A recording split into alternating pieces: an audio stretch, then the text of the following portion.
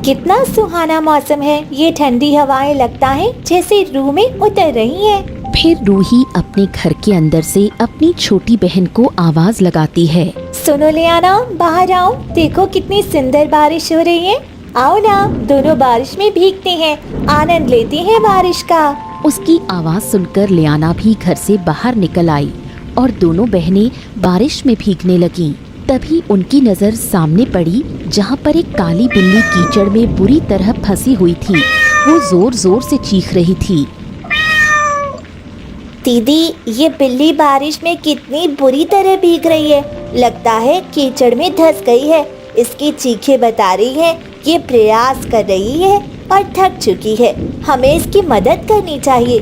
लियाना, तुम ठीक कह रही हो, चलो उसकी मदद करते हैं। रूही और लियाना अपने पेड़ के ऊपर बने घर से नीचे उतरी और उस बिल्ली को कीचड़ से निकाला। वो बिल्ली जैसे उसके शरीर में जान ही बाकी ना हो। दीदी, लगता है ये बहुत बीमार है, या बारिश में भीगने से हो गई हो। इसको घर ले चलते हैं। दोनों उसको घर के अंदर ले जाती हैं। जैसे ही बिल्ली अंदर आई, वो मूर्छित होकर जमीन पर गिर गई। लियाना, इस बिल्ली का तुम ध्यान रखो, मैं इसके लिए कुछ लेकर आती हूँ। दोनों बहनें उस बिल्ली की सेवा में लग गईं। थोड़ी ही देर में उस बिल्ली ने आंखें खोल दी। बिल्ली ने इधर उधर देखा और उसके अंदर जो हुआ उससे दोनों बहनें बुरी तरह चौंक गईं, क्योंकि वो बिल्ली ठीक होते ही एक सुंदर सी लड़की में परिवर्तित हो गई। तुम तो बिल्ली थी ना, अचानक इंसान कैसे बन गई? बिल्ली ने डरते हुए कहा। मैं इंसान ही हूँ और कुछ देर के लिए बिल्ली का रूप धारण कर सकती हूँ। मैं बहुत बुरी समस्या में फंस गई हूँ। क्या तुम दोनों मेरी मदद करोगी? उसकी बात सुन दोनों बहनें चुप हो गईं। आज तक किसी ने मेरी मदद नहीं की। तुम दोनों ने मेरी जान बचाई। मुझे तुमको देखकर ऐसा लग रहा है कि तुम मेरी मदद जरूर करोगी। देखो, तुम जो भी हो, हमें इससे मतलब नहीं है, लेकिन तुम्हारी हालत देखकर ऐसा लग रहा है कि तुम सच में किसी बड़ी समस्या में हो। तो बताओ, हम तुम्हारी इस तरह मदद कर सकते हैं। क्या कर रही है लियाना? अगर माँ ने इसको यहाँ देख लिया तो तुम जानती हो ना कितनी बड़ी समस्या हो जाएगी। माँ हमको किसी से मिलने नहीं देती, कहीं आने जाने नहीं देती। अगर इस लड़की को यहाँ देख लिया तो माँ ना जाने क्या कर देंगी। आप इसकी चिंता मत करो, मैं अभी दरवाजा बंद कर देती हूँ। माँ को कुछ पता नहीं लगेगा। अभी माँ घर पर नहीं है, जब तक आएंगी तब तक सब ठीक हो जाएगा। आखिर अगर हम एक दूसरे की मदद नहीं करेंगे तो हम इंसान कैसे कहलाएंगे? उसकी बात सुनकर रूही चुप हो गई। बताओ, क्या कहना चाहती हो तुम और क्या समस्या है तुम्हारी? मेरा नाम हुरेरा है और मैं न्यू मोरा ग्रह की रहने वाली हूँ। धरती पे किसी काम से आई थी। न्यू मोरा ग्रह में प्रवेश करने का एक खास कोहिनूर था। वो कोहिनूर मेरा गुम हो गया है। अब मैं अपने ग्रह पे वापस प्रवेश नहीं कर पा रही हूँ। मेरे 2 छोटे बच्चे हैं, वो मेरे दूध के बिना जिंदा कैसे रहेंगे? हुरैरा ने देखा दोनों बहनें उसकी बात को गौर से सुन रही हैं। आप दोनों के हाथ में मेरे 2 मासूम छोटे बच्चे हैं। अगर आप चाहें तो एक माँ से उसके दूध पीते बच्चे को मिला भी सकते हैं। चाहें आप इस बारिश में मुझे घर से निकाल भी सकते हैं। मैं उफ तक नहीं करूँगी। आप लोगों ने मेरी जान बचाई, मेरे लिए ये बहुत बड़ी चीज़ है। दिल में एक उम्मीद तो है अपने बच्चों से मिलने की। उसकी बात सुनकर दोनों बहनें तड़प गईं। लियाना, मैं माँ को देखती हूँ, तुम इनकी मदद करो। रूही बाहर आ गई और लियाना हुरैरा से कुछ पूछने लगी। कुछ ही देर में वो हुरैरा के बताए हुए रास्ते पर चल दी। चलते चलते वो एक सुनहरी गुम्बद के पास पहुंची, जहां बहुत सारे परिंदे उड़ रहे थे। ना जाने क्यों एक अजीब सा खौफ है मन में। शायद पहली बार घर के बाहर निकली हो, इसीलिए। सामने दिखती मीनार के वो बिल्कुल नजदीक चली गईं। उस मीनार पर वो ऊपर चढ़ गईं, जैसा उसको हुरैरा ने बताया था। इतनी ऊंचाई पर आने के बाद उसकी आंखों के सामने अंधेरा आ गया। इतनी ऊंचाई में मुझे कुछ नीचे का दिखाई नहीं दे रहा। अब ये मीनार कितनी भी ऊंची क्यों ना हो, ग्रह तक तो नहीं जा सकती ना। वो सोच ही रही थी, तभी एक सफेद बगुला वहाँ आकर खड़ा हो गया। चलो, तुम मेरे ऊपर चढ़ जाओ और मैं तुमको उस ग्रह तक ले जा सकता हूँ जहाँ तुम जाने का सोच रही हो। अरे ये बगुला कितना बड़ा है, इसकी पीठ पे बैठ गई तो ना जाने क्या होगा, नहीं बैठी तो उस हुरैरा के छोटे छोटे बच्चे भूख से मर जाएंगे। मेरे होते हुए किसी के बच्चे भूख से मरे, मैं ये कभी नहीं देखूंगी। उसने ज्यादा न सोचते हुए बगुले की पीठ पर बैठ गई। बगुला अपनी पूरी रफ्तार से उड़ने लगा। वो बादलों के बीच उड़ने लगी। नीचे की जमीन उसको बहुत ही छोटी और सुंदर नजर आ रही थी। उसको ऐसा लग रहा था जैसे वो खुद एक परिंदा हो जो कभी घर से नहीं निकली थी। आज वो आसमान की ऊंचाइयों में उड़ रही थी। देखते ही देखते वो न्यूमोरा ग्रह में प्रवेश कर गए। बगुले ने लियाना को वहीं उतारा। अब देखो, इससे आगे का रास्ता मैं तय नहीं कर पाऊंगा। आगे तुमको अकेले जाना होगा। तुम्हारा धन्यवाद, तुम मुझको यहाँ तक लेके आए। जो काम तुम कर रही हो वो भी आसान नहीं है। अपनी दुनिया से तुम न्यूमोरा ग्रह तक आ गई हो। ये काम हर कोई नहीं कर सकता। क्या तुम धरती पे रहने वाले सारे लोगों की इसी प्रकार सहायता करती हो? अब तुम अंदर जाओ, वो ज्यादा जरूरी है। जाओ। बगुला तेजी से आसमान में उड़ गया और लियाना न्यूमोरा ग्रह में प्रवेश कर गई। वहाँ एक भी आदमी उसको नजर नहीं आया, ना ही वहाँ पेड़ पौधे थे। कितनी विचित्र जगह है, ना कोई नजर आ रहा है ना पेड़ पौधे। बहुत भय लग रहा है, अब किस तरफ जाऊं? वो इधर उधर देखने लगी। एक तरफ उसको हल्की ध्वनि सुनाई दी। शायद इसी तरफ से आवाज आ रही है। कोई तो है जो धुन बजा रहा है, मुझे उसी तरफ जाना चाहिए। लियाना उस तरफ चल दी जहाँ से आवाज आ रही थी। कुछ दूर जाकर उसने देखा एक आदमी जिसकी उम्र 60 साल रही होगी, वो बैठा धुन बजा रहा था। उसके सर पर ताज था। लियाना उसके पास गई और बोली,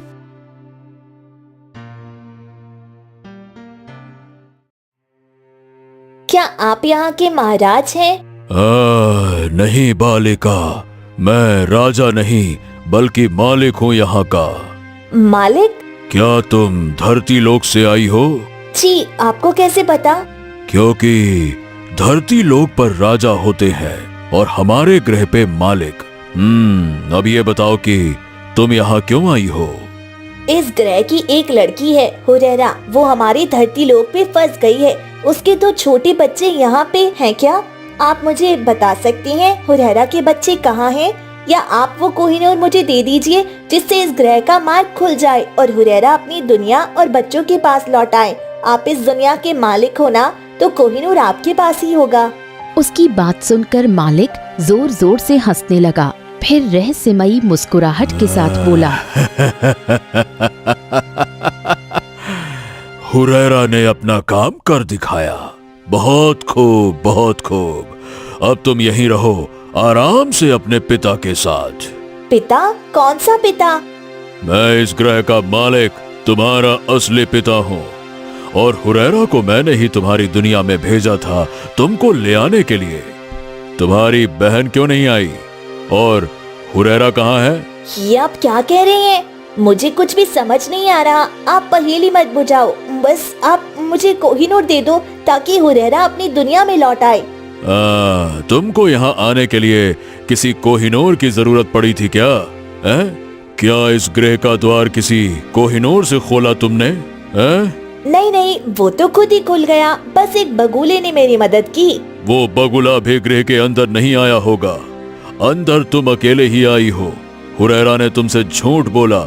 उसका कोई कोहिनूर गुम नहीं हुआ। तुमको यहाँ तक लाने के लिए मैंने ही उसको भेजा था।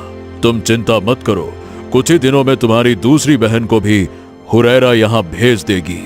तुम आराम से यहाँ रहना। छल हुआ है मेरे साथ। आप क्यों हमें यहाँ रखना चाहते हैं? हर बाप चाहता है कि उसकी संतान उसके साथ रहे, जो सारी जिंदगी उसने इकट्ठा किया उसका फायदा उठाए।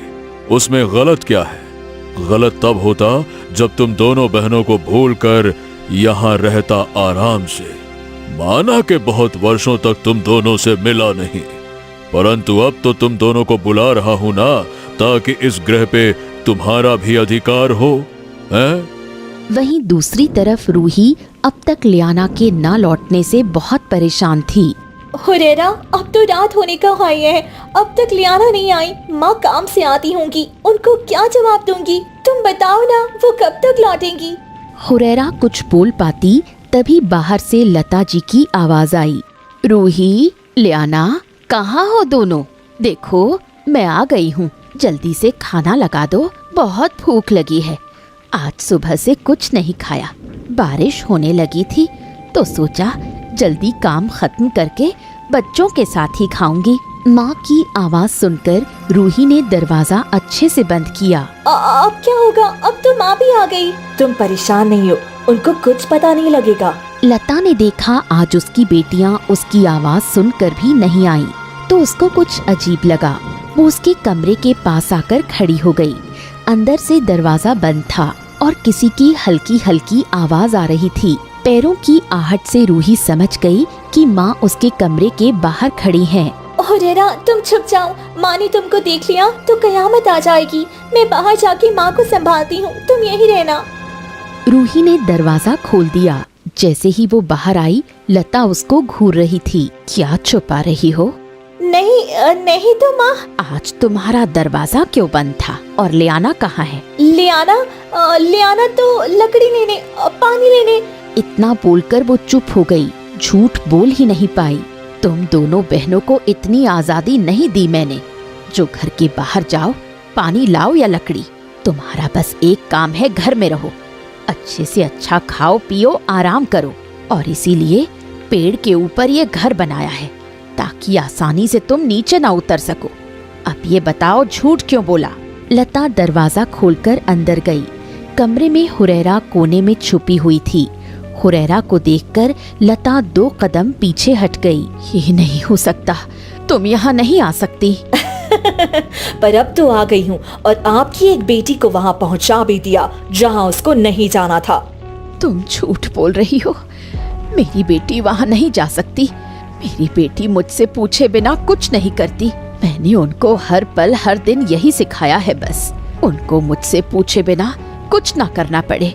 और मेरी बेटियाँ मेरा गुरूर हैं। रूही, बताओ जरा अपनी माँ को।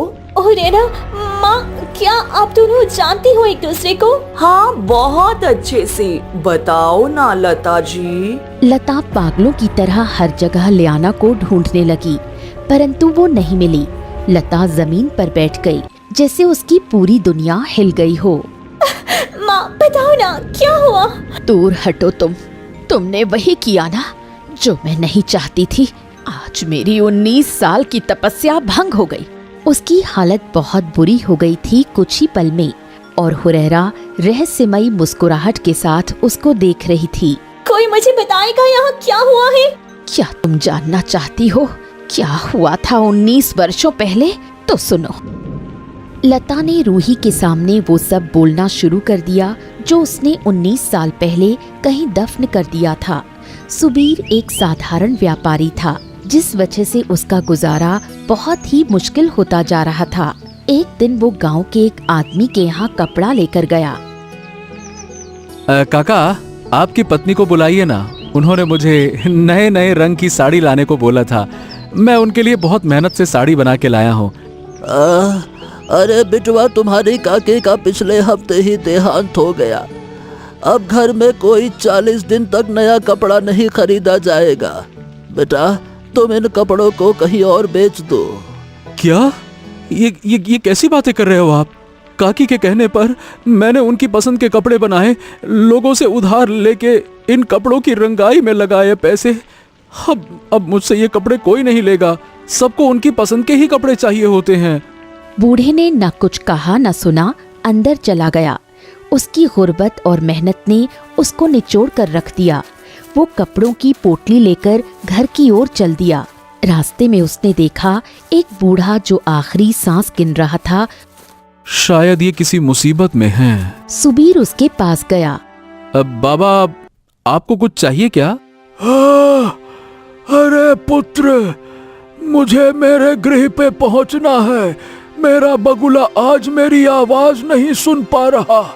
शायद वो भी मुझे ढूंढ नहीं पा रहा। बेटा, क्या तुम मेरे बगुले तक मुझे पहुंचा सकते हो?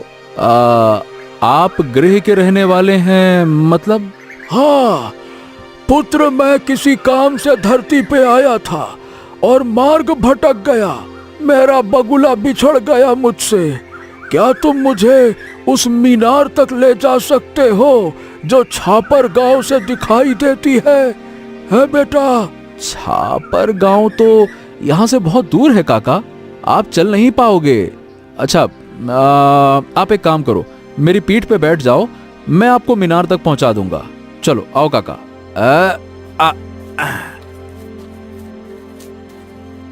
सुबीर काका साहब को मीनार तक पहुंचा देता है।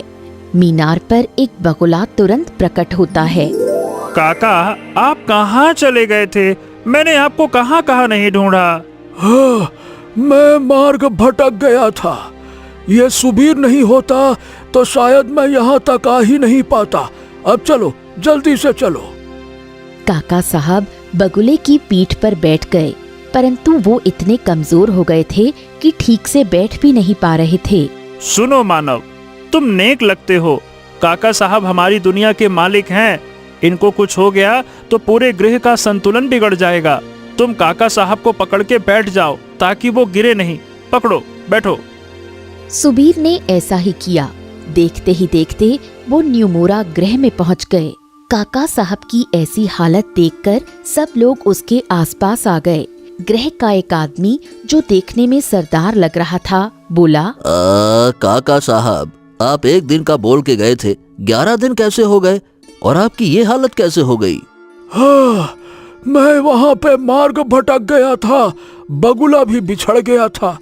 10 दिनों से मैंने कुछ खाया नहीं, शरीर कमजोर हो गया है। शायद अब मैं नहीं जी पाऊंगा। अरे तो काका, आपके बिना यहाँ के लोग क्या करेंगे? और ये आदमी कौन है जिसको आप धरती से लाए हैं? कौन है ये? सुबीर ने देखा यहाँ हर तरफ सोने चांदी के गहनों से लदे लोग हैं। गरीबी से दूर दूर तक कोई नाता नहीं। बाप रे, इतना धन है यहाँ, क्यों ना मैं यहीं बस जाऊं। अब बुढ़ापे में कपड़े की रंगाई भी नहीं होती है। 2 बेटियां हैं, उनका विवाह का खर्चा कैसे होगा? अभी तो 2 वक्त की रोटी भी नहीं कमा पाया हूँ। सारी जिंदगी परिवार को संभालने में निकल गई। पहले माँ और बहन का बोझ उठाया, अब 35 साल की आयु में विवाह हुआ जैसे तैसे, और अब 2 बेटियां हो गईं। अपने बारे में कब सोचूंगा? फर्ज तो बहुत निभा लिया, अब कुछ अपने लिए करना है। अरे काका साहब, बताओ तो सही, ये आदमी है कौन? काका साहब ने सुबीर की ओर उंगली उठाई और वहीं उन्होंने दम तोड़ दिया। अरे मालिक, अब इस ग्रह की जिम्मेदारी कौन लेगा? कौन लेगा इस ग्रह की जिम्मेदारी? अरे वो यही तो बताने की कोशिश कर रहे थे काका साहब की वो मुझे धरती से इसीलिए लाए हैं क्योंकि उनको पता था 10 दिन भूखे रहने के बाद वो जीवित नहीं रह पाएंगे, इसीलिए उन्होंने मुझे चुना है इस ग्रह की जिम्मेदारी के लिए। अरे हम कैसे यकीन कर ले? तुमको हम नहीं जानते, और रही इस ग्रह की जिम्मेदारी की बात तो वो हम देख लेंगे। नहीं तो इतनी आसानी से ये लोग नहीं मानेंगे, कुछ ना कुछ तो तिकड़म सोचना होगा। उसने एक तरफ देखा जहाँ एक सुंदर लड़की खड़ी हंस रही थी। हैं? पूरे ग्रह में लोग मातम में हैं और ये हंस रही है? वाह भाई। सुबीर उसके पास गया। ओ, तुम हंस क्यों रही हो? तुमको अफसोस नहीं है कि काका साहब चले गए, यहाँ के मालिक चले गए? बहुत खुशी है। यहाँ के लोग बहुत कूदते थे ना काका साहिब पे, आज वो काका साहिब ही मिट गया। ऐसा भी क्या था उनमें जो तुम उनसे इतनी नफरत करती हो? हैं?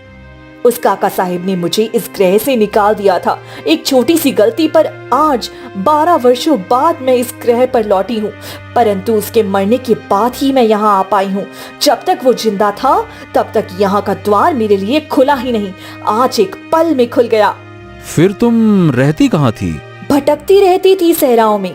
अब से यही रहूंगी और इन सब की जिंदगी बर्बाद कर दूंगी, जिसने एक बार भी काका साहिब को ये करने से नहीं रोका कि मेरी एक छोटी सी गलती से मुझे निकाल दिया गया था।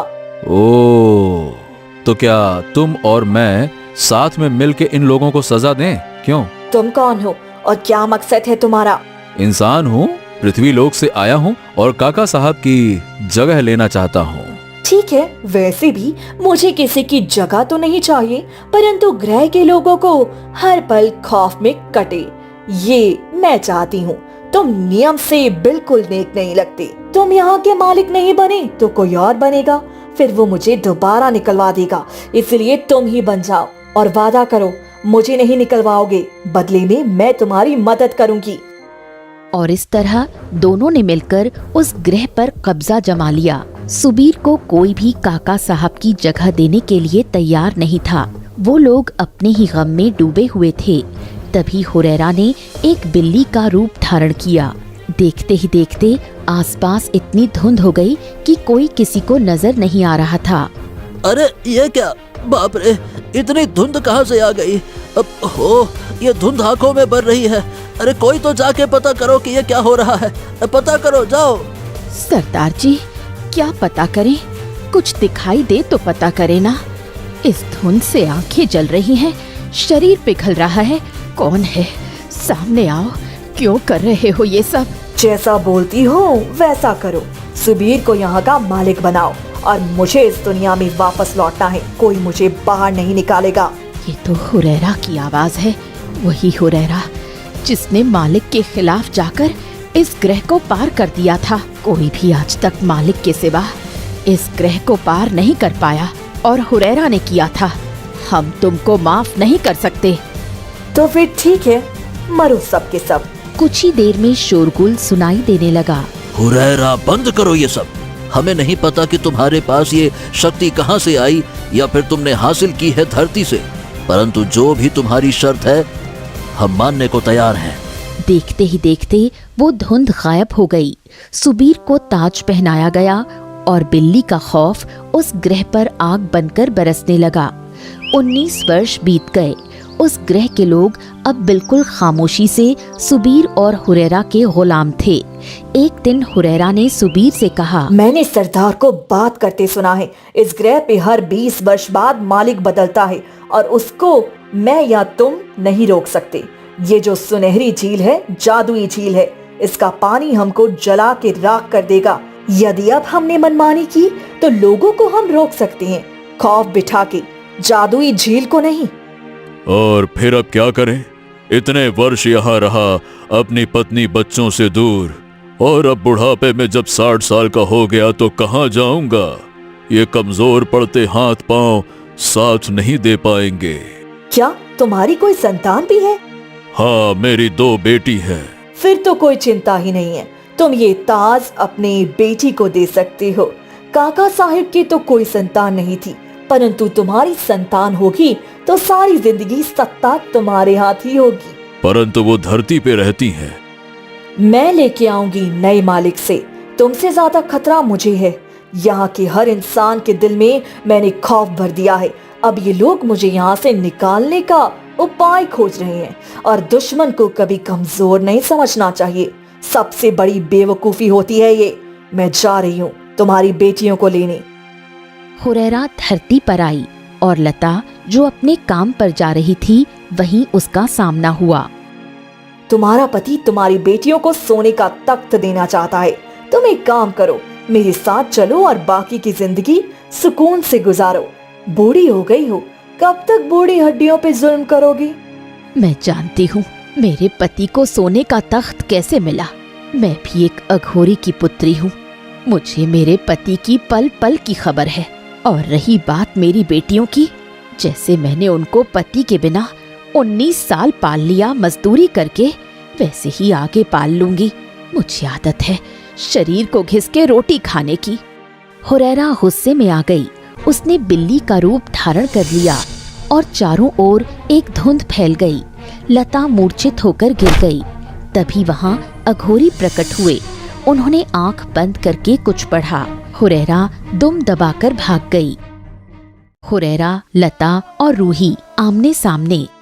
इतना सब हो गया और मुझे पता भी नहीं लगा। माँ, लियारा अब फंस चुकी है वहाँ। अब क्या करें? पिताजी तो हमें इतने वर्षों के बाद भी कभी याद नहीं किए, और आज उनको जरूरत है तो अपनी ही संतान को ढाल बना बैठी। तुम धरती लोक के निवासी भी बहुत बातें करते हो। अरे इतना सोचना ही क्यों है? जो हो रहा है होने दो। पति बुला रहा है, जाओ, खुद को खुशकिस्मत समझो। वो पति अच्छा होता तो पत्नी को सरेआम छोड़कर नहीं जाता। उस समय मेरी बेटी रूही 3 साल की थी और लियाना 2 महीने की। क्या उसने सोचा मैं कैसे परवरिश करूंगी इनकी? हुरैरा को अब गुस्सा आ गया। उसने खुद को बिल्ली में परिवर्तित किया और धुंध के साथ वो न्यूमोरा ग्रह पर पहुंच गई। आओ आओ आओ लता, तुम्हारा स्वागत है। इतने बरसों बाद कैसा लग रहा है अपने पति को देख के? ज्यादा बूढ़ा तो नहीं हुआ हूं ना मैं? बताओ कैसा लग रहा हूँ? मुझे बहुत खुशी हुई यहाँ आकर। आपको देखकर सच में अच्छा लग रहा है। औरत कितनी भी नफरत कर ले अपने पति से, पर कर नहीं पाती। यही तो सुंदरता है धरती के पत्नियों की। पति कुछ भी कर ले, वो पतियों को कभी पूजना बंद नहीं करती। क्या तुमने रूही और लियाना को बताया नहीं उनके पिता के बारे में? लियाना तो हमेशा चीखती चिल्लाती रहती है यहाँ से निकलने के लिए। बच्ची है ना, समझ जाएगी। मुझे उसके पास जाना है, मिलकर सब समझा दूंगी, फिर हम सुखी जीवन बिताएंगे। सरदार, लता को लियाना से मिलवाओ, जाओ। माई आप क्या कर रही हैं? पिताजी का दिया हुआ सारा दर्द भूल गई आप? एक पल में पिताजी की बात में आ गई। हुरैरा ने घूर कर रूही को देखा। लता मुस्कुराते हुए लियाना के पास चली गई। लियाना का हाल बहुत बुरा था। माँ को देखते ही वो रोने लगी। माफ कर दीजिए माँ, बहुत बड़ी गलती हो गई। मुझे यहाँ से जाना है अपने घर। ये आदमी सुबीर बहुत खतरनाक है। यहाँ के लोगों की जुबान है पर बोल नहीं सकते। ये सुबीर बहुत जुल्म करता है यहाँ के लोगों पर यहाँ के लोग बहुत नेक हैं। चिंता मत करो, सब ठीक हो जाएगा। लता खामोशी से दोनों बेटियों के साथ वहां बैठ गई और जैसे ही सुबीर को यकीन हुआ उसकी पत्नी आज भी उस विवाह को निभा रही है, वो सुकून से सो गया। लता धीरे से उठी और जहां हुरैरा सो रही थी चुपके से गई। आहट सुनकर हुरैरा उठकर बैठ गई। कौन है वहाँ? खतरा उसने भांप लिया था। वो अपने बिल्ली रूप में आ गई। बिल्ली बनते ही लता ने सिरके की बोतल उसकी पूंछ पर उड़ेल दी, जिसकी खुशबू से बिल्ली बुरी तरह तड़पने लगी और मूर्छित हो गई। उसके मूर्छित होते ही सरदार और बाकी के लोग वहां आ गए। लता जी, इस बिल्ली ने पूरे ग्रह को बहुत परेशान किया है। हम जी नहीं पाते, इसका कहर इतना है। और सुबीर ने भी। इससे पहले कि ये बिल्ली होश में आए, उससे पहले इस ग्रह से इसे धरती पर फेंक दो। इतनी ऊंचाई से गिरेगी तो बच नहीं पाएगी। और रही सुबीर की बात, उसके हाथ पांव बांधे जा चुके हैं। बिना हुरैरा के वो साधारण मनुष्य के सिवा कुछ नहीं। तो क्या आप पति को लेकर जाएंगी? नहीं, मैं यहाँ से केवल अपनी दोनों बेटियों को लेकर जाऊंगी। सुबीर ने जो तुम्हारे साथ किया उसका बदला तुम मुझसे ले सकते हो और मुझे सुकून मिलेगा।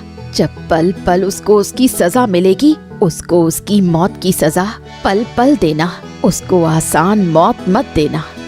सुनो भाइयों, हुरैरा और सुबीर को सुनहरी झील में डाल दो।